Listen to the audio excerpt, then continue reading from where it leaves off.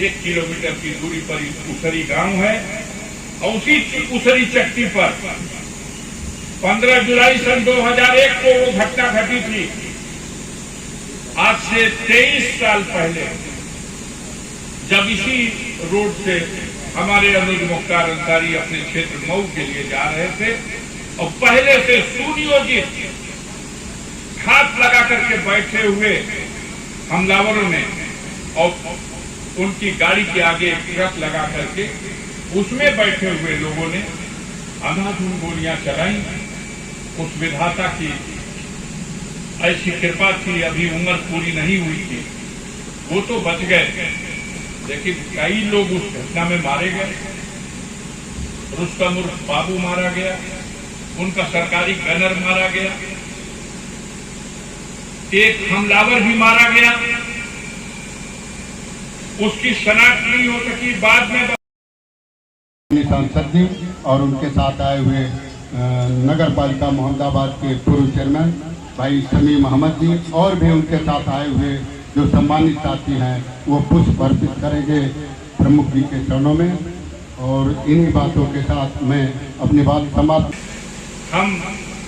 हमारी सरकार देश को आजादी का 100वां साल मना रही है। अमृत महोत्सव के नाम पर स्वर्णिम अक्षरों में लिखा जाना चाहिए था भूसेपुर का नाम, कि ये भी एक बागियों का गांव था जिसकी बगावत के सामने उस ब्रिटिश हुकूमत की फौजों ने, उनकी पुलिस ने उस दौर के सामंत शाहियों के समर्थन में इस गांव को, यहाँ के नौजवानों को पूरी तरह से मिटाने का प्रयास किया। लेकिन फिर भी बड़े धैर्य से, बड़े साहस से, बड़ी वीरता के साथ उन लोगों ने परिस्थितियों का सामना किया, मुकाबला किया। धीरे धीरे धीरे धीरे उसी संघर्ष का परिणाम है कि आजादी के 75 साल बाद भी अभी पूरी तरह से वो संघर्ष सफल नहीं हो पाया है। आज भी जो संघर्ष चल रहा है वो उसकी झलक आज भी है, जो उन दिनों सामंतशाही के खिलाफ संघर्ष उन वीरों ने शुरू किया था। उस संघर्ष की अगली कड़ी जब और जिसके दौर में आई, हम लोगों के दौर में जो आई, उस दौर में भी हम लोगों ने कोशिश की कि अब आजाद भारत में, भारत के संविधान में जो आम नागरिकों को अधिकार और सम्मान मिल गया, उस अधिकार और सम्मान का वो हकदार होता है।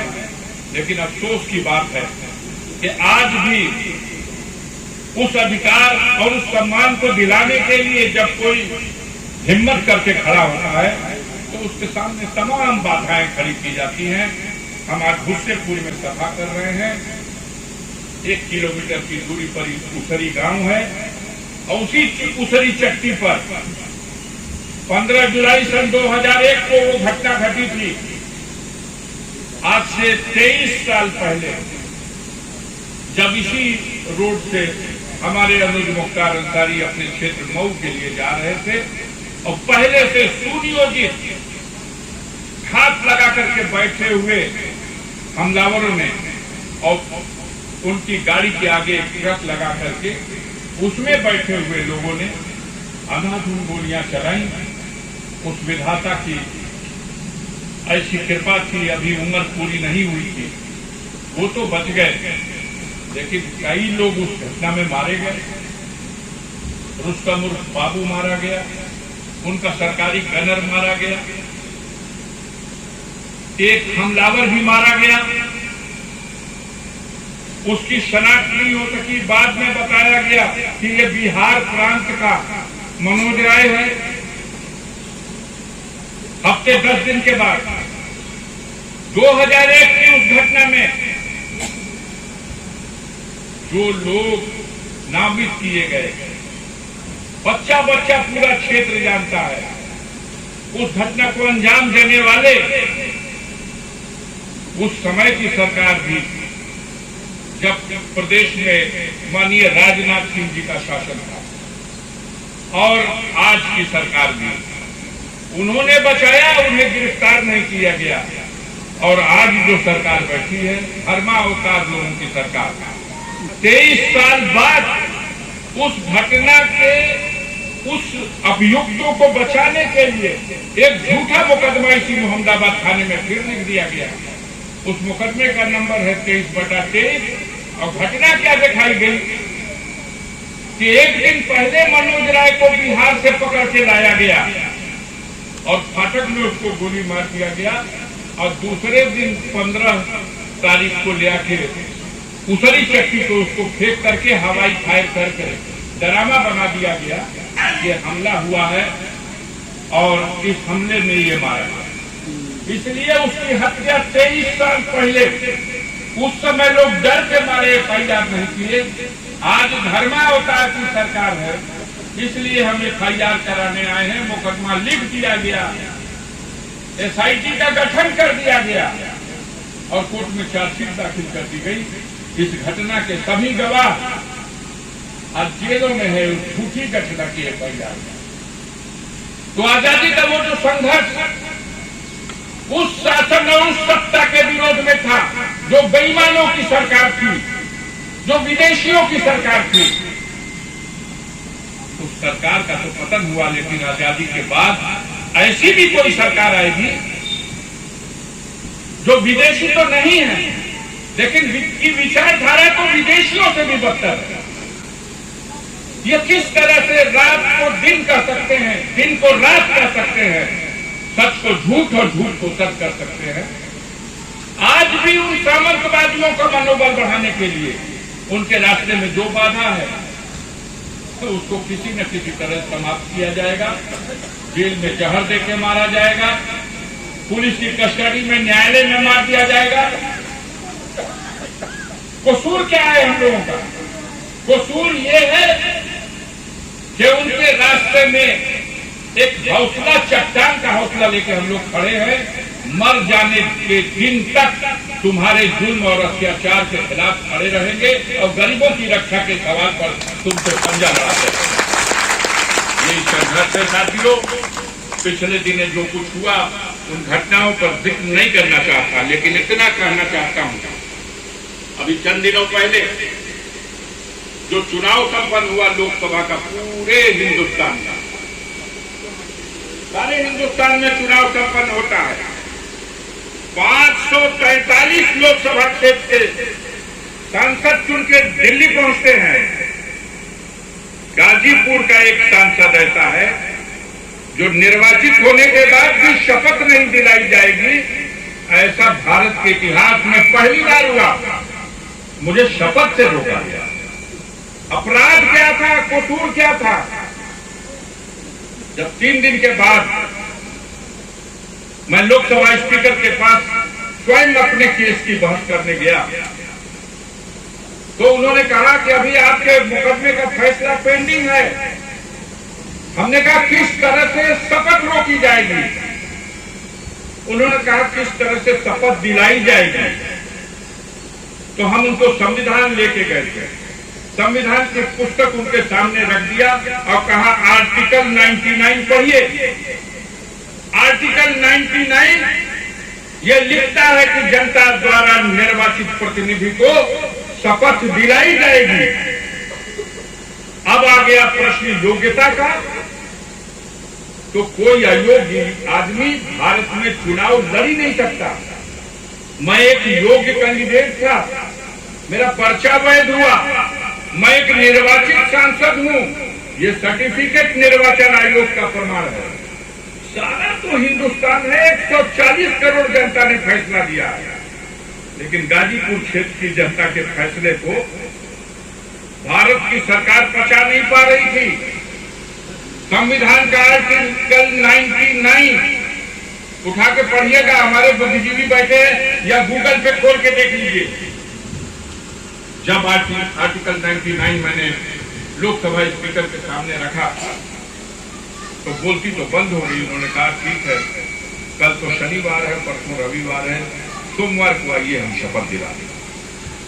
कल हमारे खिलाफ कोई निर्णय आएगा तो आप कोई फैसला ले लीजिएगा। आज की तिथि ने जनता ने चुन करके हमको भेजा है। देश में लोकतंत्र की व्यवस्था है और संविधान में यह स्पष्ट लिखा हुआ है, जनता के द्वारा चुना गया प्रतिनिधि उसको शपथ दिलाई जाए। तब तो शपथ हुई। शपथ होने के बाद क्या क्या खेल तमाशा हुआ, जनता को डराना। अब जाल कर चुनाव रद्द हो जाएगी, फैसला आई तो फिर से यहाँ दूसरा चुनाव हो जाएगी, होटल चुनाव हो। पूरे जिले में गरीब कमजोर उनको कैसे डराया जाए, धमकाया जाए। और आखिरकार 29 तारीख को वो फैसला आ गया। उस फैसले के आने के बाद इनकी बोलती तो बंद हो गई, लेकिन गरीब गाजीपुर का किसान, गाजीपुर का नौजवान और गाजीपुर के न्याय प्रिय लोगों ने तो शायद 4 जून को जब निर्वाचन की गिनती के बाद जो विजय के लिए लोगों में उत्साह और जश्न था, मैंने तो उस दिन देखा कि जब 29 तारीख को 3 बजे शाम को फैसला आया तो उससे कम इस विजय का भी उत्साह और लोगों का हौसला कम नहीं था। तो साथियों, आज अपने बिछड़े हुए साथी स्वर्गीय रामायण सिंह, क्या बताया जाए, इनकी इतनी यादें साल के बाद भी आज भी कितने गांव ऐसे हैं जहां गरीबों का वोट लूटा जा रहा है। इस साल लूटा गया है मुर्तुजीपुर में, इस साल लूटा गया है मालिकपुरा में। क्या मतलब? आप सब भी हैं, आप सम्मानित भी हैं, आपका 40 बीघा का जोतो था, और उसके बाद जो वोट लूटने का पाप कर रहा वो दुनिया का हर पाप कर सकता है। वो अधिकार लूट रहा है, वो संविधान लूट रहा है। इसलिए स्वर्गीय रामायण सिंह को श्रद्धांजलि अर्पित करते हुए हम आज की पीढ़ी के नौजवानों से कहना चाहते हैं, बड़े संघर्षों के बाद ये आजादी मिली। इस आजादी की रखवाली आपको करनी है। अब देश को स्वतंत्र कराने के लिए नया स्वतंत्रता संग्राम नहीं होगा, लेकिन देश की आजादी की रक्षा के लिए और संविधान की रक्षा के लिए अपने अंदर ताकत पैदा करनी होगी, विचार करना पड़ेगा, अपने स्वार्थों को त्यागना पड़ेगा। और स्वर्गीय प्रमुख जी इतने सरल, इतने सीधे आदमी हैं, सारी बातें जो लोग बता चुके हैं वही हम दोहराए, उससे क्या फायदा है। ये छोटा सा तो गांव है, पूर्वों से भी छोटा पूर्वा। अगर शेरपुर से तुलना किया जाए तो 50 गो शेरपुर हो जाएगी, 50 गो हुस्सेपुर हो जाए अकेले।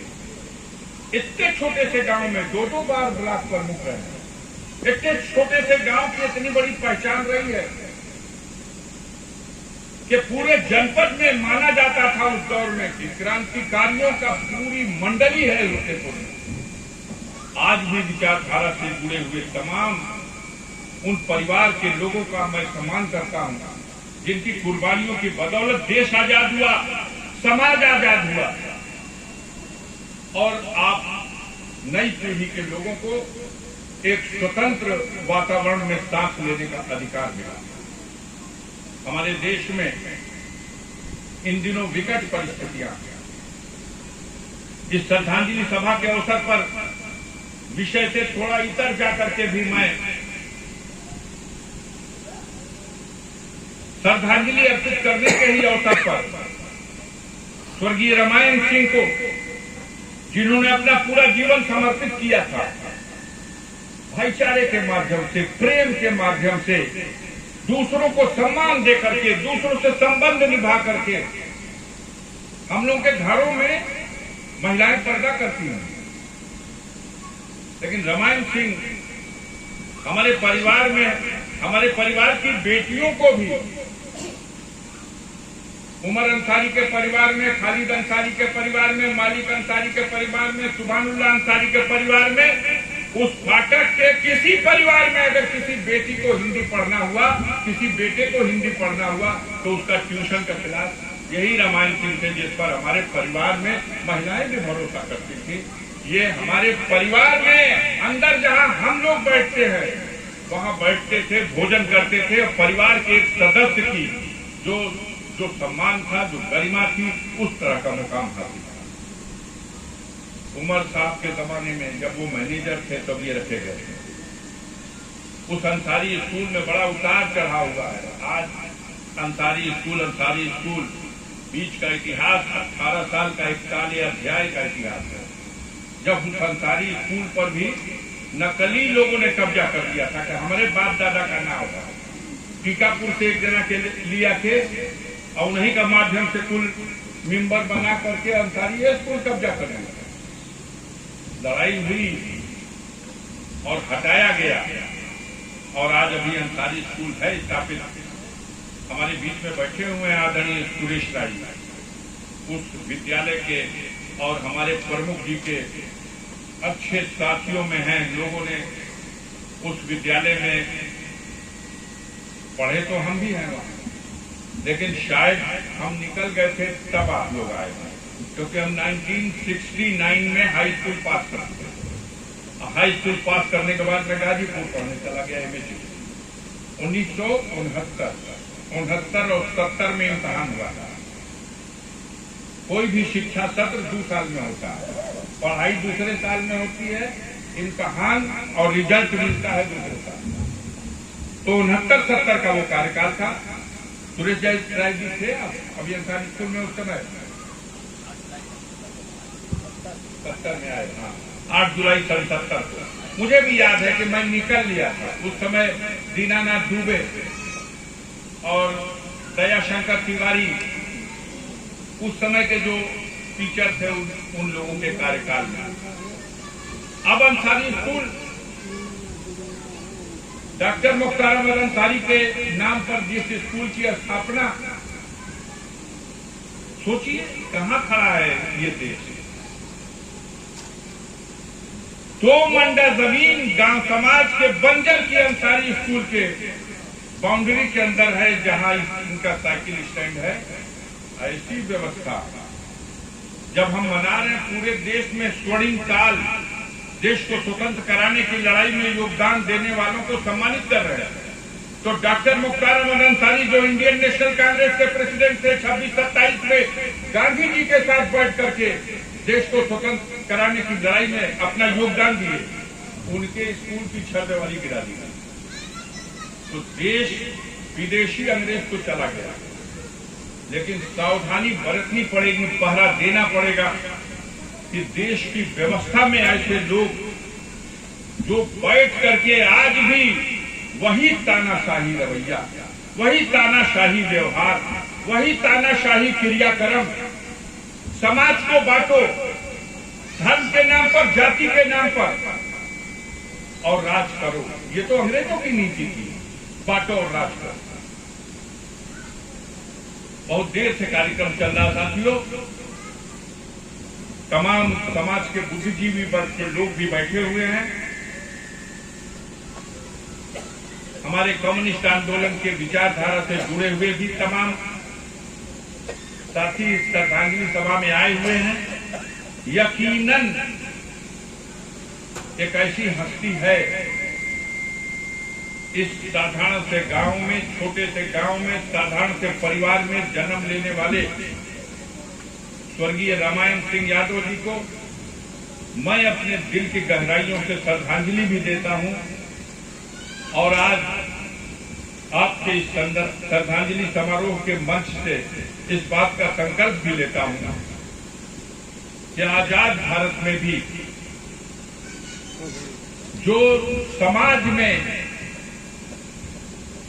एक सामान्य आदमी के लिए आज भी जीवन जीने के लिए संविधान में मिले हुए उन अधिकारों से वंचित करने का जिन शक्तियों ने प्रयास किया या करते रहे हैं, सदा उनके खिलाफ गरीबों की कतार में खड़े होकर के हम लोग संघर्ष करते रहेंगे और गरीब को, किसान को संरक्षण प्रदान करते रहेंगे। और इस तरह के कार्यक्रम के माध्यम से हमारे रामायण सिंह जी को जो श्रद्धांजलि सभा करने के लिए, इसमें अपनी श्रद्धांजलि देने के लिए जिले और दूसरे जगह से भी, कोने कोने से तमाम लोग आए हुए हैं। हम आप सबके प्रति आभार प्रकट करते हैं, आप सबको बहुत बहुत धन्यवाद देते हैं। पहचान उसी की है लोग कहते हैं फलाना अमर हो गया। अमर यही होता है कि वो न रहे और उसकी चर्चा होती रहे। सही मानों में रामायण सिंह अमर है। लाखों मरने वालों में कोई एक ऐसा होता है जो मर जाने के बाद भी याद किया जाता है। उनमें से एक है। मैं अपने दिल की गहराइयों से फिर उनके लिए श्रद्धांजलि अर्पित करता हूं। उनके परिवार के लिए मैं अपनी ओर से उनके साहस के लिए आज पहली बार उनकी बेटी को सुनने का मौका मिला। अब हिस्से का बंटवारा है। जींद में जो मिलना चाहिए था बेटे को, उसमें तो कहीं कुछ हो गया, मिल गया बेटी के खाते में। देखिए पब्लिक मतलब प्रकृति का चमत्कार। और उन्होंने जो संस्कार दिया वो दिखाई भी दे रहा है। और कहाँ गए वो अमरजीत जी? आइए मंच पर झूमते हुए, आपको भी मैं देख रहा हूँ।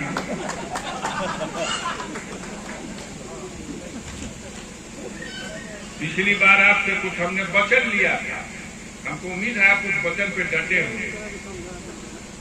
आप रहेंगे तभी ये श्रद्धांजलि सभा चलेगी। बेटी तो अपने घर गई, कर्तव्य बेटे का है। अपने अंदर आत्मबल पैदा कीजिए। व्यक्ति के अंदर अगर आत्मबल हो तो किसी तरह की परिस्थितियों का मुकाबला कर सकता है। आपको अपने अंदर में जो कमी है उसको ठीक कीजिए। हम सब लोग आपका सम्मान और सहयोग करने के लिए तैयार हैं। इन्हीं बातों के साथ आप सबको बहुत बहुत धन्यवाद देते हैं।